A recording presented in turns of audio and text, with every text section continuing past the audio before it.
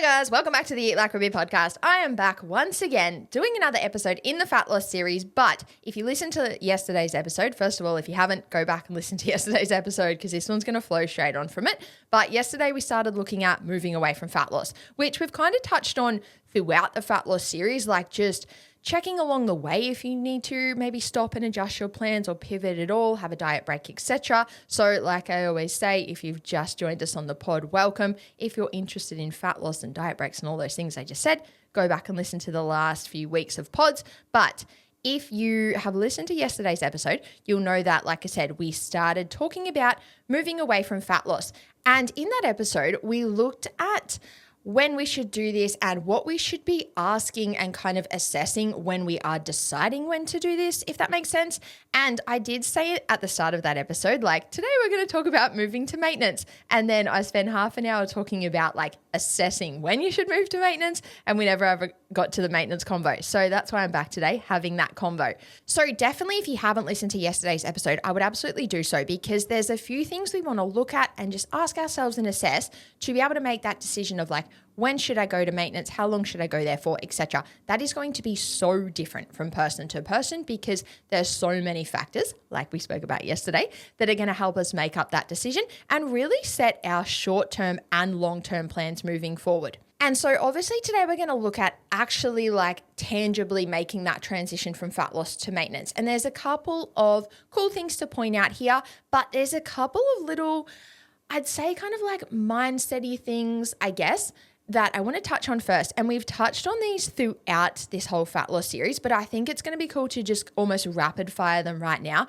If you're a long-term listener, you know that I'm not good at rapid firing. So we'll see how long this goes, but I'll try and keep this short. But if we are thinking about maintenance and life after fat loss, essentially, there is a few things that we want to clock. And I said this in yesterday's episode, but I feel like it's just worth mentioning again. Maintenance is our long-term nutrition approach for life, if you will.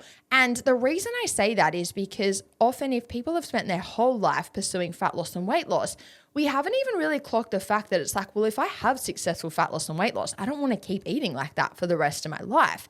So it is really important to just piece that together and just start to bring your awareness to the concept of maintenance and really understanding that we are going to be eating for the rest of our life. We want to eat in a way that just maintains not only our body composition and fat loss, etc., but actually if we think about maintenance being the amount of energy that the body needs every day, if we really quickly look at fat loss being achieved in a calorie deficit, aka we are deficient in calories / energy. And then on the other end of the scale, we've got a calorie surplus where we're giving the body more calories / energy than it needs. In the middle is maintenance, where, like I said, we're giving the body the amount of energy that it needs every day. So this is going to come up again through this episode. I think it's going to come up in my next couple of points, but it's a cool thing to understand that we don't want our body to be deficient in energy for the long run. So really just kind of get your head around that and understand that we can use an energy deficit or a calorie deficit to achieve fat loss, but like I keep saying, we don't want to do that long term. So that kind of segues straight into another point that I wanted to make here around the mindset stuff. I think people can struggle a little bit to get their head around maintenance, especially if you have had like a history of dieting and you've never really dabbled in the maintenance stuff. It can be like a bit of a foreign concept. And I think as well, there can be a bit of a mindset of like, why would I put energy and effort into standing still? If we think about maintenance, it is standing still. So nowhere else in our life do we really like put energy into doing that. Like I'm going to put effort into standing still. It's just kind of like a bit of a weird concept when we think about it like that. So my biggest piece of advice here is to not think about it like that. Think about it like I just said before. Maintenance is that sweet spot where we're giving the body the amount of energy that it needs every day. If we think about the benefits of doing that, we've rattled these off in so many ways throughout this fat loss series, but obviously when we're actually giving the body the energy that it needs every day, our energy levels are going to feel significantly different. If we think about hunger being the body essentially not getting enough calories or energy and looking for those extra calories and that extra energy. Once we move to maintenance and we give our body that amount, we're not going to feel hunger in the same way anymore. Obviously, if we think about things just like cravings and food flexibility, etc., our maintenance intake is higher than our deficit intake. So we can offset those things and combat those things a bit by including more foods and being more flexible. And then if we start to think about the really cool benefits like training performance, recovery, if you've got obviously performance goals, we've spoken about that so much, but if you've got gym goals or things like that as well, anyone listening that's done a deficit and then come out of the deficit can vouch for the fact that the way that you lift and the way that you train is like chalk and cheese in the deficit compared to maintenance. So it's just a really cool mindset shift to make, to not see it as like, I'm doing this to stand still. It's like, yeah, my weight might stand still, but like I always say, who actually gives a flying F about our weight? And if it's standing still, yeah, cool, who cares? Because I'm giving my body the energy that it needs for health, performance, training, lifting, recovering, sleeping, stress, mood, libido, energy, cravings, food flexibility. The list goes on. So just really clock the mindset of like, why would I go to maintenance? That is why. Everything I just rattled off, that is why. And a little side note that's worth mentioning there is it's so funny because we see people, and you're probably going to laugh. I reckon so many people are going to be like, yeah, that's me, attacked.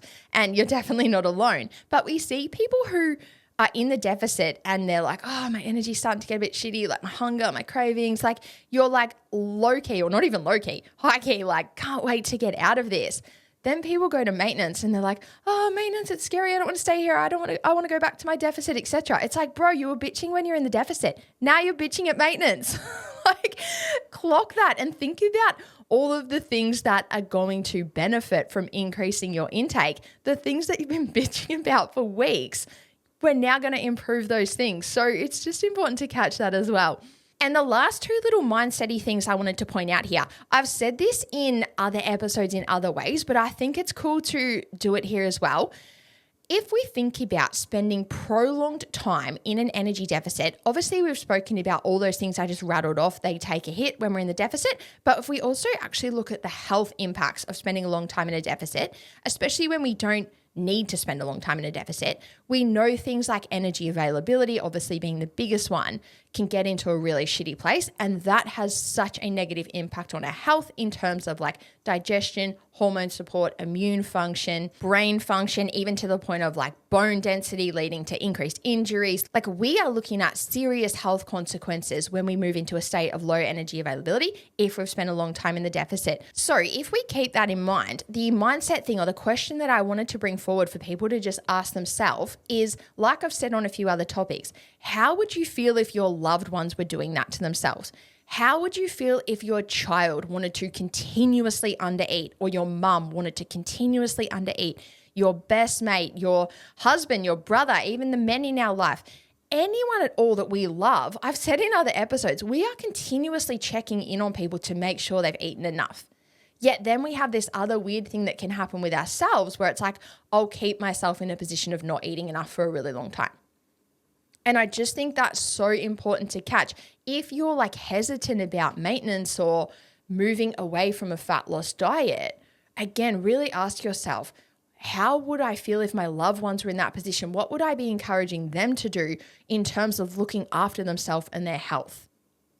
And that segues into my final point. I've said this in Eat Like Ruby over the years, so if you're a long-term gal, you might have heard this, but it is absolutely worth mentioning again here. This is a question to ask yourself.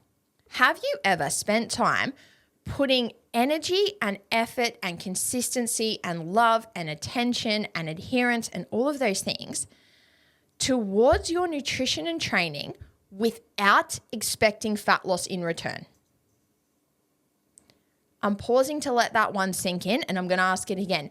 Have you had a really dedicated period of time of putting effort into your nutrition and your training, and therefore your health and yourself, without expecting fat loss in return? Because it is so common for people to have a really long history of anytime I'm, quote, eating good, I'm doing that to lose weight or lose body fat or like lean up, etc., right? The intention and the drive behind it is aesthetic, and usually the aesthetic is fat loss. again, we could bring that question back to like, how would you feel if your loved ones did that? But don't even think about the loved ones for a sec. Just think about yourself. Have you ever just put effort into your health and your nutrition and training without expecting fat loss in return, for an intentional phase of just being like, I'm literally just doing this to look after myself and my health because I hold myself to a standard of doing so. And I could take that in a whole nother episode. I'm going to like rein myself in right there. But really ask yourself that, because that is so important. We don't only want to bring effort to our nutrition and our training and our health and our self for fat loss and for no other reason. So that's a huge one to clock. And if you've been through big history of dieting and you've just done all the shitty challenges and crap we always talk about, it makes sense that you've kind of fallen into that position. So I'm not shaming, I'm not judging, but I want to bring the awareness to that so you can be like, yeah, shit, do I actually owe it to myself and my body? So often people are really like nitpicking their bodies or judging their bodies or like kind of have this love-hate, maybe all hate thing against your body for like not doing the thing you want it to do or not looking the way you want it to look. Or even when we are in a fat loss phase, people are like, oh, it's slow and it's not moving fast and da-da-da-da-da. Like, you're so hard on your body. Let's bring it over here and go, what have you done for your body lately? If ever. Are you constantly ragging on this body and this poor body's going, bro, give me some freaking energy and some love, please? So really, really stop. And you might have to listen to that again and sit with that a little bit, but just clock with yourself. Am I actually really hard on my body, but I'm actually just smashing it? It makes sense that it's struggling. So, I mean, there's so much that we could sort of pull apart there, but I feel like we've touched on that in a lot of other episodes, but it's just an important one in this convo when we're looking at moving away from fat loss, of just thinking like, yeah, do I actually owe my body and myself and my health a dedicated phase of giving it enough energy and looking after it in that way? And the last little thing I'll say there before I actually talk about moving to maintenance, I promise I will talk about it today. But the last little thing to say there is it can be really common for people to have quite a strong story or quite a strong narrative of like, I'm a healthy person, I'm a health conscious person, I look after myself, I do these things for my health, I do these things for myself, etc., meaning nutrition and training. Think about, most people that are into gym and into nutrition have that story of, I look after myself, I'm a health conscious person. Really pull that apart. Think about what I just said and go, do you actually look after yourself, and are you doing things for your health? Or are you doing them for the aesthetic? But those things are what most people in society connect with health. So you can connect those dots and run that story. Yeah, I'm a really health conscious person. I spend heaps of time looking after myself. There's a very big difference between smashing your body in a deficit for a long time compared to looking after yourself. So stop for a second and just think to yourself like, yeah, do I run that story? And it's usually quite deep. Like, we believe it. You're not lying to yourself. You're not lying, but we haven't put all the pieces together to go, well, looking after myself doesn't mean smashing myself on low calories or with really aggressive training, especially for a prolonged period of time. So am I really looking after myself? And if you're realizing right now that you're not, that's where we want to also think about yesterday's episode of asking all those questions and really deciding, well, when am I going to do this? When am I going to move away from fat loss, move into maintenance, and actually give my body that love and that energy in a different way? And if we actually now look at moving to maintenance, like I've said we're going to, it's not that hard. There's not that much to look at. So we can cover it right now for sure. But if we think about moving from the deficit to maintenance, all we want to do is find out the maintenance intake. So you might be working with someone, or you might have an idea of this for yourself already, like wherever you fall with that. But we want to work out the maintenance intake, and then we want to simply go to that intake. And there's a couple of things that I want to point out here. In my opinion, I think we definitely want to plan a transition from the deficit to maintenance and have a dedicated window. You might want to continue tracking your food and doing all those things long term. That's totally fine. I'm going to talk in the next episode about moving away from tracking.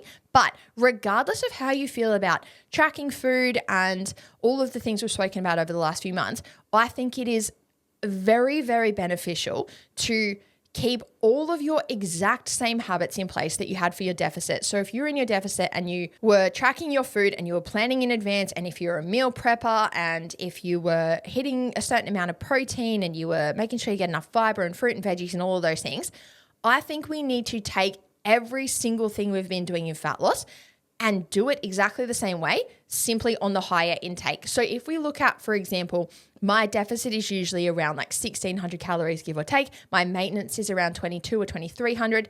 So if I was in a deficit and I was like nailing protein and fiber and all of those things, ticking boxes, really getting after it, when I decide to move away from fat loss, I continue to do all of those things, but on that higher intake of 2,200 or 2,300. And I think we need to have a plan and a time frame. And if we think about Eat Like Ruby podcast manager, Georgia Raffalo, she was on the pod a few weeks ago and she used a really good line of, we want to make sure we have an exit plan. And I think that wording is so important. That's so beneficial. I love that so much, because if we think about people who do those restrictive challenges and diets and stuff, usually it's a very aggressive, very intense. Here's the rules, 6 weeks, 8 weeks, whatever, get after it, go. And then afterwards, it's like, okay, well, what do I do now? Think about everything I've just said. We want to have phases of looking after ourselves, giving ourselves enough energy. We don't want to eat in a fat loss diet for the rest of our life, but we have not learned how to get out of that.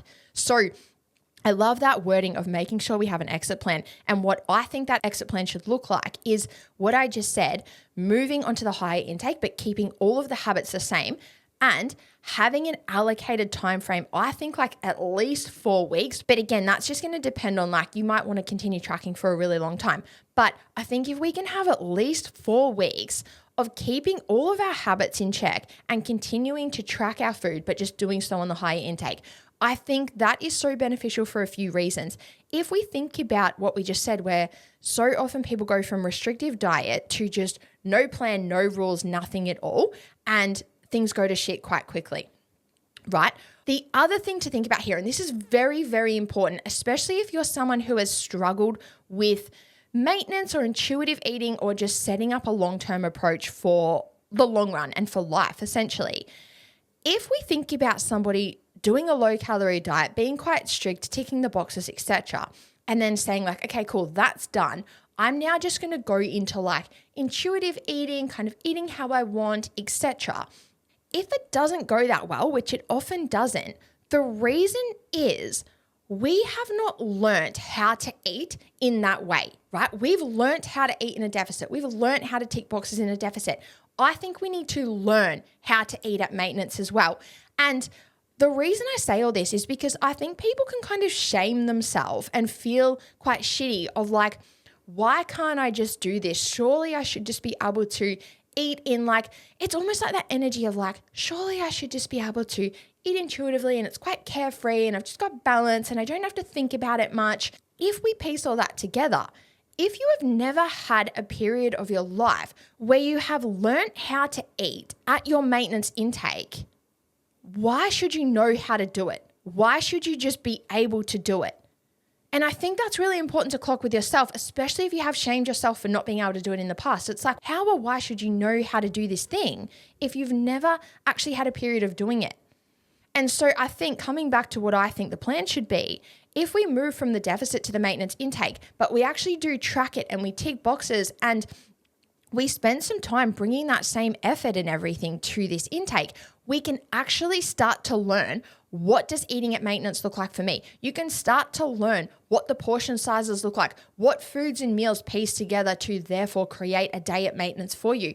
And then if we look at moving away from tracking or going to more like intuitive eating, etc., we've actually had the stepping stone of learning how to do so. So I feel like I could go on and on about this. I'm trying to rein myself in, but just a really important thing to understand and a common missing piece of the puzzle for people is just either going from a low-calorie restrictive diet to then swinging out and essentially doing whatever we want and kind of just expecting that we'll be able to maintain it.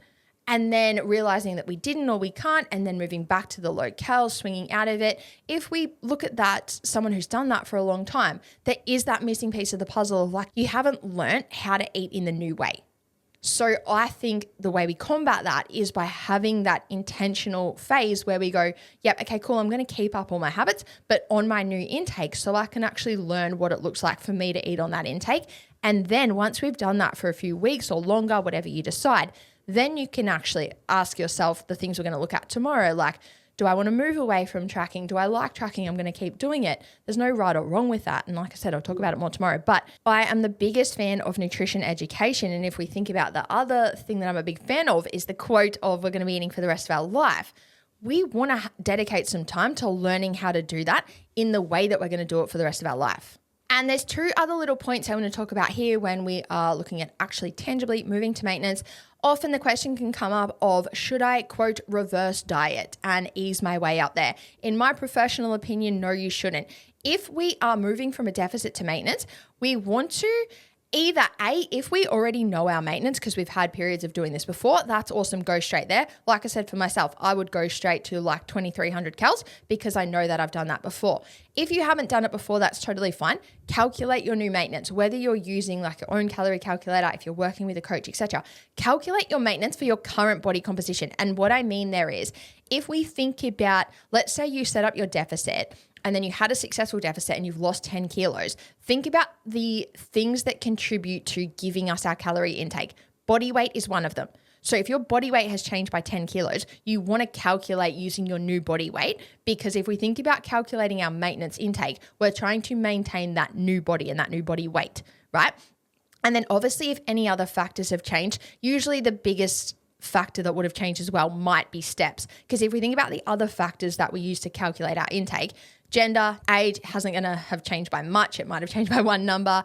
Height shouldn't have changed too much either. So those things shouldn't change too much. But if body weight has changed and or steps have changed, we want to work with any new numbers or just look at our current numbers for all of those things, calculate our maintenance intake, and then we go there. I don't think we need to reverse diet or tiptoe our way up to maintenance. People often do that and use that term reverse dieting because it's like, oh, I don't want to gain weight. If you're going to maintenance, you're not going to gain weight because it's maintenance. I'm pausing to let that sink in. If you ever have the belief or the thought of, I don't want to gain weight at maintenance, just know that that comment is scientifically impossible. If you are gaining weight, you are not at maintenance. So pull that apart right now, chuck it in the bin. We cannot have that thought of, I don't want to gain weight at maintenance. If you are at maintenance, you are going to maintain. That is the point. If you start seeing weight gain, which I'm going to talk about in a second, you're not at maintenance. So if we bring that back to the reverse dieting thing and just cap this one off, we don't need to tiptoe our way to maintenance and reverse diet. And if you don't know what reverse diet means, I'm not even going to explain it because you don't need to know. We want to just understand that when we want to go to maintenance, we just want to calculate the current maintenance and go straight there. If the goal is to maintain, go to maintenance. Don't tiptoe your way to maintenance. It doesn't make sense. And there was one thing there that I said I would come back to, and it is my final point as well. Once we go to our maintenance intake, like I just said, we literally want to treat that just like we treated the deficit at the start. We want to actually hit it for a while, assess how the body responds, and adjust if we need to. So we spoke about this way back at the start of the fat loss phase and setting up the deficit. We literally want to calculate our intake. We want to hit that intake for a consistent enough period of time, which comes back to what I just said before. Have that intentional tracked period on that intake. Nail it enough that it actually makes sense for you to make an intelligent assessment, like we spoke about with fat loss, and just assess, how has my body responded to this intake? If I'm maintaining, happy days. If I'm not, I can adjust a little. And I'm not going to get into that too much because we spoke about it with the fat loss stuff. When we're assessing, we want to look at the pics, we want to look at the measurements, we want to look at the weight, and we want to look at the overall trend of those things. If overall those things are hanging steady, that is maintenance. If you notice that they're still trending down a little bit, that can just mean that your maintenance intake is a little bit higher than you calculated, which is awesome. Crank it up by 100 calories. And again, assess, see what happens there, adjust if you need to. On the flip side, if you're intelligently assessing and you're actually hitting your maintenance and you see that you are starting to move towards weight gain, again, just adjust a little and bring it back a little bit. And the last thing I'll say here is that maintenance will always be a range. If we use my own numbers, for example, like I said before, my deficit is like 1,600 and my surplus, or where I start to really gain weight, is usually around like 2,600, give or take. So there's a huge 1,000 calorie range in there. That's going to be different from person to person. And even if I look at myself, I'd probably see like very slow minor fat loss on like 1,700 or 1,800. And I'd probably see very slow minor weight gain around that 2,500 or 2,600, right? So you're going to kind of move through. If we think about like the deficit being on one end, as we move away from the deficit, we start to just reduce the size of that deficit. Eventually, we reduce it so much that we just get to that maintenance point instead. And then we have that range of maintenance. And eventually, if we keep moving towards the high end of maintenance, at some point it tips over into small weight gain. And then we keep moving and that starts to tip over into big weight gain.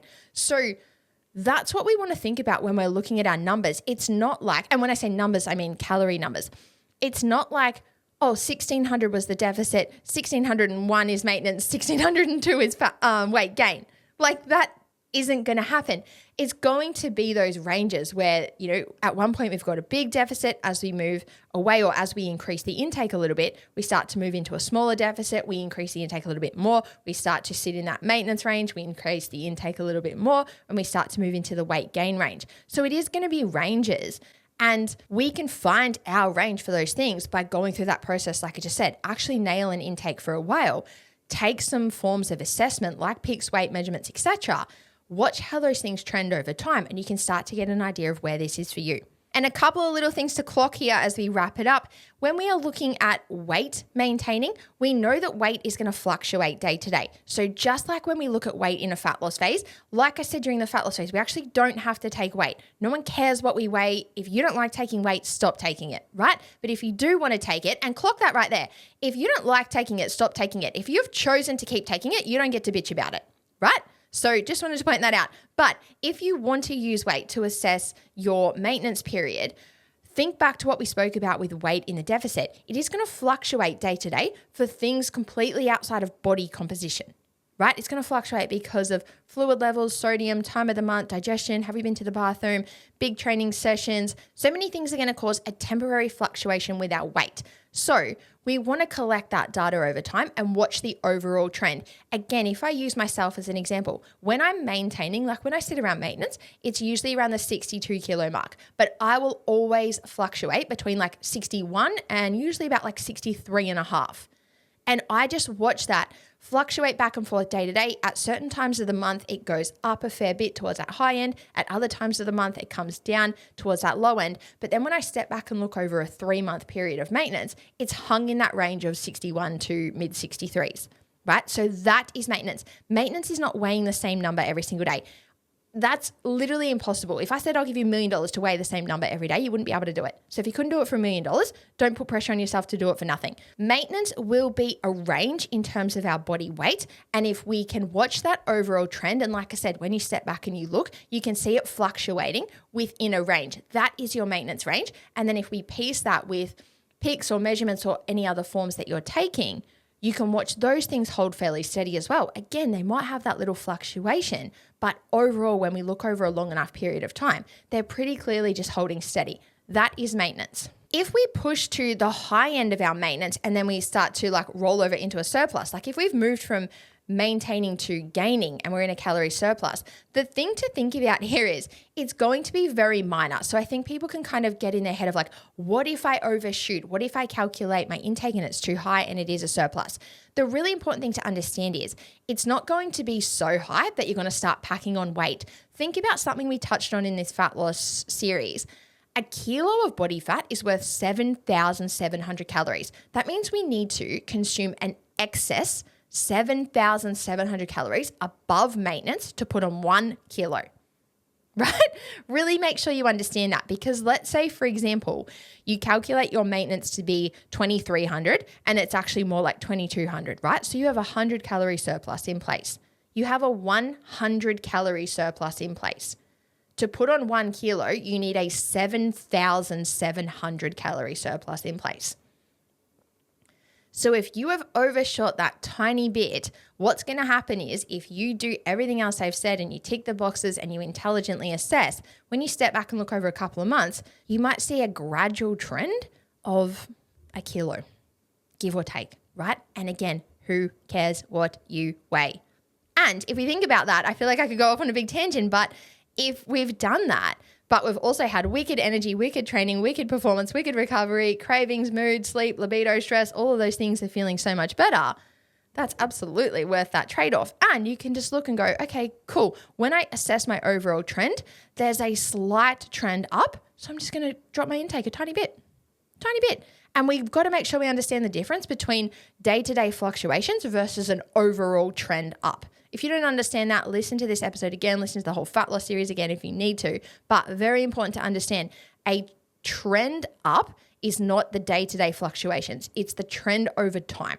And the very last thing I want to touch on with this maintenance convo is understanding that our maintenance intake is not going to be one fixed number or one fixed intake. And what I mean by that is we want to think about all of the things that contribute to our calorie expenditure for the day, all of the things that require our body or all the things that our body uses calories towards every day. We've touched on this in other episodes, but we know that it's BMR, which is basically like metabolism and the body just functioning and being alive. We know it's thermic effective feeding, so the energy that the body uses to consume, digest, and absorb food. We know that it's non-exercise activity thermogenesis, aka all of the movement we do that is not intentional exercise, and then obviously the intentional exercise that we do, right? If we think about all of those things, besides BMR, those three other things are going to be different every day. The exact amount of energy / calories that the body uses towards thermic effective feeding, all of the movement that we do outside of training and outside of the gym or of sport, and then the movement that we actually do at training or during our sport, they're going to differ day to day. You might have days where you have a big training session and you sit on the couch the rest of the day. You might have days where you have a big training session and you move a lot for the day. You might have days that you rest and don't train at all and you sit on the couch all day. Like, there's so many little factors that are going to contribute to what the exact amount of energy / calories that our body uses every day is. So the reason I want to point this out is we don't want to get caught up in thinking that our maintenance intake is one fixed number. It's going to be a range and it's going to ebb and flow over time. And like I said for myself before, I would say if we use those numbers I said before, my deficit is 1,600, my surplus is up around that 2,600. So we've got that 1,000 calorie gap. Like I said, I feel like I would see really slow, low fat loss on 1,700 or 1,800. And I'd probably start to see a little bits of weight gain on around like 2,600. So I would say that I would maintain between like 1,900 and 2,400. Give or take. For all of those reasons I just said, some days everything I do might add up in a way that my body uses 2,400 calories. Some days it might add up in a way that it uses 1,900 calories. Even if we think about the episodes we did with Soph about how the female body uses different amounts of energy at different times of the month, there's so many factors that are going to contribute to that. So it's really important that we understand that and we know that we do not have to hit this exact number and we don't have to find this exact number. We want to have a good idea. If I look at myself, I can just go, yeah, cool. If I want to maintain, I want to hit around like 23 to 2,500 calories.